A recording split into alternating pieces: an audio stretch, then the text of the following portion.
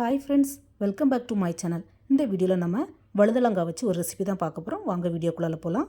அதுக்கு முன்னாடி நம்ம சேனலை ஃபஸ்ட் டைம் பார்க்குற வியூஸ் ப்ளீஸ் சப்ஸ்கிரைப் பண்ணி வச்சுக்கோங்க. அப்போ தான் நான் போடுற வீடியோஸ் எல்லாமே மிஸ் ஆகாமல் உடனுடனே உங்களுக்கு நோட்டிஃபிகேஷனில் வரும். இந்த கத்திரிக்காவை சில ஊரில் நீட்ட கத்திரிக்காய், நீல கத்திரிக்காய்னு சொல்லுவாங்க. பட் நாங்கள் கன்னியாகுமரி டிஸ்ட்ரிக்டில், அதாவது நாகர்கோவிலில் வழுதலங்கான்னு சொல்லுவோம். இது பர்பிள் கலர்லேயும் கிடைக்கும், லைட் க்ரீன் கலர்லேயும் கிடைக்கும். இந்த வழுதலங்காய் பிஞ்சாக இருக்கும்போது சாப்பிட்றதுக்கு ரொம்பவே டேஸ்ட்டாக இருக்கும். நார்மலாக உள்ள கத்திரிக்காயை விட இந்த கத்திரிக்காயில், அதாவது வழுதலங்காயில் சீடு உள்ள கொஞ்சம் கம்மியாகவே இருக்கும். நான் இந்த வழுதலங்காய் இன்றைக்கி பெருசாக இருக்கிறதுனால பாதி வழுதலங்காவை போட்டு தான் ஒரு மசியல் பண்ண போகிறேன். ஃபஸ்ட்டு இந்த வழுதலங்காவை குட்டி குட்டியாக கட் பண்ணி எடுத்துக்கலாம். கட் பண்ண வழுதலங்காவை நல்லா வாஷ் பண்ணிவிட்டு அதை அப்படியே குக்கரில் சேர்த்துக்கலாம். ஃப்ரெண்ட்ஸ், உங்கள் வீட்டில் இந்த வழுதலங்காய் இல்லைன்னா நீங்கள் நார்மல் கத்திரிக்காய் போட்டு பண்ணலாம். அதுவும் டேஸ்ட்டு நல்லாயிருக்கும். தனி வழுதலங்காய் மட்டும் போட்டும் மசியல் பண்ணலாம். பட் நான் இது கூட கொஞ்சமாக உருளைக்கிழங்கு சேர்த்து பண்ணுறேன். உருளைக்கிழங்கு போட்டு வச்சா இன்னும் டேஸ்ட் நல்லாயிருக்கும். ஸோ நம்ம எந்த அளவுக்கு வழுதலங்காய் எடுத்தோமோ அதே சேம் குவான்டிட்டி அளவுக்கு உருளைக்கிழங்கு தோல் உரித்து நல்லா வாஷ் பண்ணி எடுத்துக்கலாம். அதையும் குக்கரில் சேர்த்துக்கலாம். இப்போ இது கூடவே காரத்துக்கு 2 பச்சை மிளகா, 2 to 3 பல் பூண்டு, ஒரு கைப்பிடி அளவுக்கு நறுக்கின வெங்காயம், ஒரு 4 to 5 பீஸ் தக்காளி ஜஸ்ட் பேருக்கு போட்டால் போதும். அப்புறம் தேவையான அளவு தண்ணி, கொஞ்சம் மஞ்சள் தூள், தேவையான அளவு உப்பு சேர்த்து ஒரு 5 to 6 விசில் வச்சு கொலையை வேக வச்சு எடுத்துக்கலாம். நாம் பண்ணக்கூடிய இந்த வழுதலங்காய் மசியலுக்கு கத்திரிக்காய், உருளைக்கிழங்கு, மிளகா, வெங்காயம், தக்காளி எல்லாமே நல்லா குழஞ்சிருந்தால் தான் மசியல் பண்ணும்போது டேஸ்ட்டு நல்லாயிருக்கும்.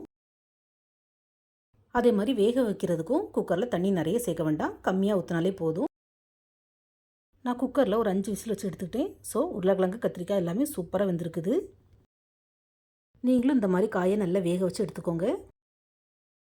வேக வச்ச வழுதலங்காய் சூடாக இருக்கும்போதே இந்த மாதிரி தயிர் மத்து அல்லது ஒரு கீரை மத்தை வச்சு நல்லா மசிச்சு விட்டுடுங்க. இந்த மாதிரி மத்து இல்லாதவங்க நார்மல் குழிக்கரண்டி வச்சு கூட நல்லா மசிச்சு விட்டுக்கலாம். ஸோ நம்ம எந்த அளவுக்கு மசிச்சு விடுறோமோ அந்த அளவுக்கு கடைசலோட டேஸ்ட்டு இன்னும் ஜாஸ்தியாக இருக்கும். ஸோ காய் இந்த மாதிரி லைட்டாக சூடாக இருக்கும்போதே நம்ம மசிச்சு விட்டுக்கிட்டால் துண்டு துண்டாக எதுவும் காய் இருக்காது. அதே நேரம் கடையிறதுக்கும் ரொம்பவே ஈஸியாக இருக்கும்.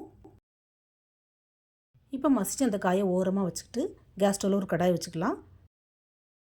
கடாயில் கொஞ்சமாக எண்ணெய் ஊற்றிக்கலாம். எண்ணெய் சுடர்ந்தும் கொஞ்சமாக கடுகு ஆட் பண்ணிக்கலாம். கடுகு பொட்டினதும் கொஞ்சமாக கருவேப்பிலை சேர்த்துக்கலாம். இந்த கடுகு பொரியும் போதே கொஞ்சமாக சீரகம், 1/2 ஸ்பூன் போல் சீரகம் கூட சேர்த்துக்கலாம். நான் சீரகம் சேர்க்கலை. சீரகம் சேர்த்தாலும் ஃப்ளேவர் நல்லாயிருக்கும். இப்போ இதில் நம்ம மசிச்சு வச்சுருக்கிற வழுதலங்காய் கடைசியில் சேர்த்துக்கலாம். கடைசியில் சேர்த்து லைட்டாக மிக்ஸ் பண்ணி விட்டுக்கலாம். தண்ணி எதுவும் சேர்க்க வேண்டாம். தண்ணி சேர்த்து அதோட டேஸ்ட்டு குறைஞ்சிரும். அதே மாதிரி இந்த வழுதலங்காய் கடைசல் பண்ணுறது ரொம்பவே ஈஸி. சாதத்துக்கு மட்டும் இல்லை, சப்பாத்தி, தோசை, இட்லி எல்லாத்துக்குமே சைட் டிஷ்ஷாக சூப்பராக இருக்கும். ஸோ காலையில் 1 டைம் நாஷ்டாக்கு, அதாவது பிரேக்ஃபாஸ்ட்டுக்கு நம்ம பண்ணிட்டா இதை லஞ்சுக்கும் எடுத்துக்கலாம், நைட்டு டின்னருக்கும் எடுத்துக்கலாம். ஸோ நமக்கு வேலையும் ஈஸி, டேஸ்ட்டும் ரொம்பவே வித்தியாசமாக செம்மையாக இருக்கும். ஸோ நீங்களும் இந்த வீடியோ பார்த்ததோடு விடாமல் கண்டிப்பாக உங்கள் வீட்டில் ட்ரை பண்ணி பாருங்கள். உங்களுக்கும் பிடிக்கும். எப்படி வந்தது, உங்களுக்கு பிடிச்சிருக்கான்னு உங்களுடைய ஃபீட்பேக்கை மறக்காமல் ஷேர் பண்ணுங்கள். இந்த வீடியோ பிடிச்சிருந்தால் மறக்காமல் நம்ம சேனலை லைக், ஷேர் அண்ட் சப்ஸ்கிரைப் பண்ணுங்கள். தேங்க்ஸ் ஃபார் வாட்சிங். See you soon in the next video. Bye.